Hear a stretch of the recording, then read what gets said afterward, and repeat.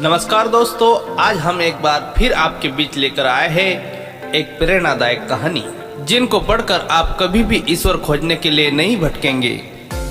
अगर ये स्टोरी आपको अच्छी लगे तो नीचे कमेंट करके जरूर बताएं। तो चलिए शुरू करते हैं आज की कहानी का।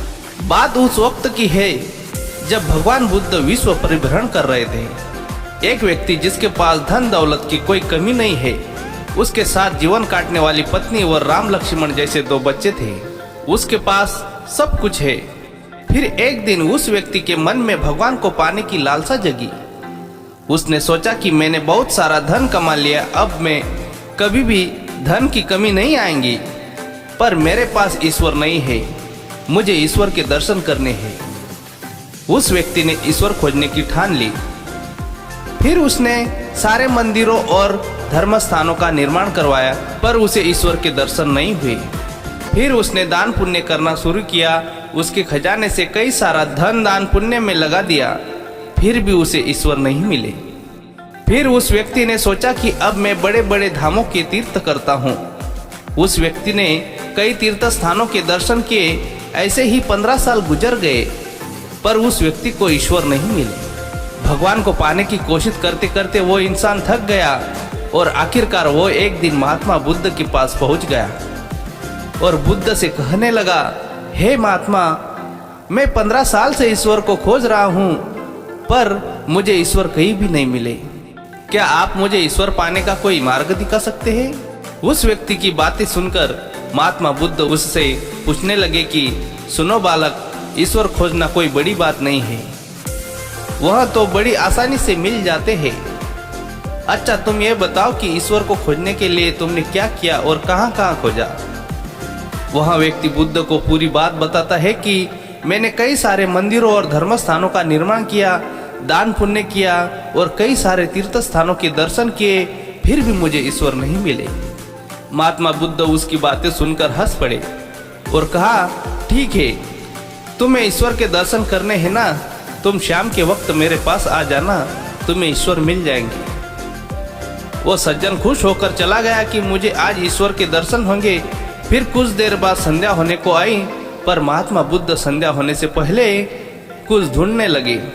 शिष्यों ने आकर पूछा कि गुरुजी, आप क्या ढूंढ रहे हैं? महात्मा बुद्ध ने बताया कि मेरे पास एक कीमती मोती था, परंतु वो कीमती मोती खो गया, उसे ही ढूंढ रहा हूँ। महात्मा बुद्ध की बात सुनकर शिष्य भी उस मोती को ढूंढने में लग गए। सभी मोती को ढूंढ ही रहे थे, इतने में वह व्यक्ति भी वहां पहुंच गया। उसने देखा कि कुटिया के बाहर महात्मा बुद्ध के उनके शिष्य कुछ ढूंढ रहे हैं। उस व्यक्ति ने बुद्ध के पास जाकर पूछा कि गुरुजी, आप सब क्या ढूंढ रहे हैं? महात्मा बुद्ध ने बताया कि मेरा कीमती मोती खो गया है, उसे ही ढूंढ रहा हूँ। यह सुनकर वो व्यक्ति भी उस खोए हुए मोती को पूरी लगन से ढूंढने लगा। ढूंढते ढूंढते रात होने को आई, पर मोती नहीं मिला। वह व्यक्ति परेशान हो गया। फिर महात्मा बुद्ध से पूछा कि गुरुजी, आपने आखिरी बार मोती को कहाँ देखा था? ठीक से याद कीजिए। महात्मा बुद्ध सोचकर बताते हैं कि मैंने आखिरी बार मोती को कुटिया के अंदर देखा था। यह सुनकर वह व्यक्ति थोड़ा गुस्से हो गया और बुद्ध से कहने लगा, लगता है आप में कोई थोड़ी सी भी अक्ल नहीं है। अगर मोती आपकी कुटिया के अंदर गुम हुआ है तो कुटिया के अंदर ही मिलेगा ना, बाहर थोड़ी मिलेगा। आप सब व्यर्थ में बाहर इधर उधर ढूंढ रहे हैं और आप मुझे भी ढूंढा रहे हैं। आप अपना तो समय व्यर्थ कर रहे हैं, पर दूसरों का भी समय व्यर्थ कर रहे हैं। फिर महात्मा बुद्ध उस व्यक्ति के सामने देखकर मुस्कुराने लगे। यह देखकर वह व्यक्ति बोला कि महात्मा, आप हंस रहे हैं, मुझे कुछ समझ में नहीं आया। महात्मा बुद्ध बोले, वत्स, मैं तुम्हें यहाँ बुलाकर यही तो समझाना चाहता था। जिस ईश्वर को तुम 15 सालों से बिना सोचे इधर उधर ढूंढ रहे हो, उसे तुमने कभी अपने अंदर की कुटिया में खोजा ही नहीं। ईश्वर कभी खोजने से नहीं मिलते, उसके लिए तन मन धन और सब पवित्र होना चाहिए, तभी ईश्वर के दर्शन होते हैं। अगर तुम ईश्वर के सच्चे दर्शन करना चाहते हो तो इधर उधर भटकना छोड़कर अपने आत्मा में ध्यान लगाओ। ईश्वर तुम्हें वहीं मिलेंगे। अपने अंदर के ईश्वर को तुम देख लोगे तो हर जगह हर इंसान में तुम्हें बस ईश्वर ही दिखाएंगे।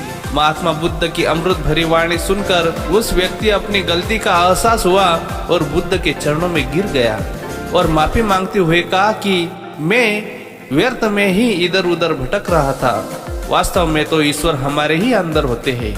आई होप ये प्रेरणादायक स्टोरी आपको अच्छी लगी है तो इस वीडियो को लाइक करके हमें नीचे कमेंट करके जरूर बताएं और इस चैनल को सब्सक्राइब करें।